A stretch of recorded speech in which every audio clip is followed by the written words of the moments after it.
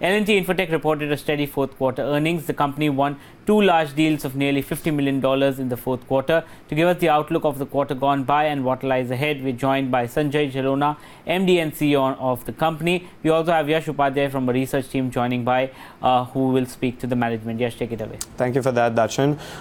So first of all, let me ask you about your fourth quarter. What were the key operational takeaways and what are the factors behind the strong performance? Yeah, so we are very happy, and this has been a satisfying quarter. We grew at 5.3% quarter on quarter, and if you look at on a yearly growth, 16.7 industry-leading growth on a year-on-year basis. So if you look at the salient features of this growth, the few points really emerge. One, we had a 42% year-on-year growth on digital business. So that's one important facet of the growth. That's what's driven the growth. In terms of the verticals, while the growth has been very broad-based, I specifically want to call out a few verticals. One, BFS has grown at around 23% on a year-on-year basis. And secondly, we have always been very optimistic about CPG, retail, and pharma, which has grown upwards of 30% on a year-on-year basis. In terms of service lines, again, broad-based growth. Three service lines that I want to specifically call out. One, analytics and cognitive has grown by 40% year-on-year basis. Mobility EI business has grown by upwards of 25% on a year-on-year basis. And enterprise solutions, which typically has had a lot of doubt and an overhang, has actually grown by 20% for us on a year-on-year basis. These are some of the salient points that I want to specifically call out on a year-on-year basis growth. So digital contributes a large chunk of your revenues, and that has seen a robust growth in the fourth quarter. Can we expect to see a similar run rate going forward in digital versus the other key pockets? Look, I think what is people forget and associate digital with just some technologies. And I think it's a broadening set of new technologies. Actually, if I were to call, and we have been talking for the last year and a half, 2 years, that digital is not about technologies alone. It's about a way of working, using all the exponential technologies that are coming to the marketplace. And it has to fundamentally help customers get into new engagement models, help customers drive new revenue growth, be in better touch with the consumer, or drive next generation operations.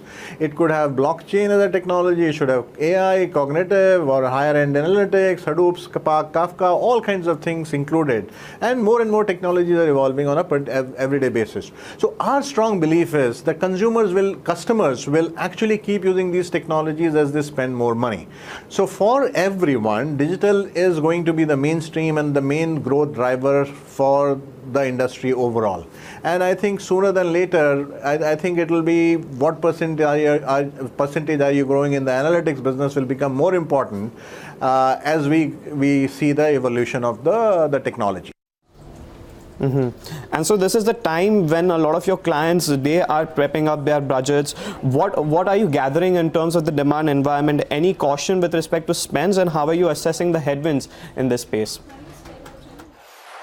I think there is a tremendous amount of demand, and we have maintained for the last 1 year as well that the demand environment is very strong, and that continues to be strong. It's about the change in the buying behavior of the customer. And very frankly, gone are the days when the customers used to do annual budgets. Now they know they spend X amount of dollars, and every year they just keep spending the same amount of dollars. It's about how do you repivot the spend from the maintained business to newer technologies to do the change in the business. So I don't think if there is a meaningful business case, the customers will find ways of funding it, and the demand is not an issue. It's the issue seems to be a lot more on the supply and the talent availability to address the kind of demand that is coming into the marketplace with all things in the newer technology areas. And so if you can give us an update with respect to any inorganic opportunities that you are seeing, anything specific that you have narrowed down to? Inorganic continues to be a very important part of our strategy. We did one acquisition, a few months back, Syncordis in Luxembourg and Europe. This was on digital retail banking, Temenos implementation company. At any given point of time, we are looking at multiple assets, and that will continue to be a focus for the company.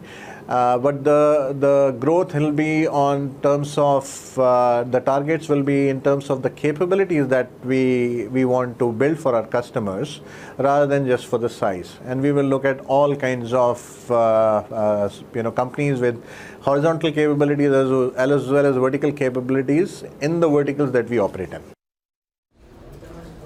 And finally, sir, if you could give us an outlook for FY19. Look, guidance we don't give in terms of the revenue. The only guidance that we give is for the margin. We are not changing the the margin guidance for from last year. In terms of revenue guidance, since we don't give, but I'll tell you one thing, right? In FY17, we grew by 10% constant currency. We maintain that we will grow at the leaders quadrant in terms of the growth, if not be the leader. We were nearly there. In FY18, we have grown by 16.7% on a year-on-year basis, which I think is the leader's number. With the deals that we have announced, with the 2 large deals that we have closed this quarter as well, and the pipeline that we have, we are, we are confident that we will be in the leaders quadrant yet again in FY19, if not be the leader.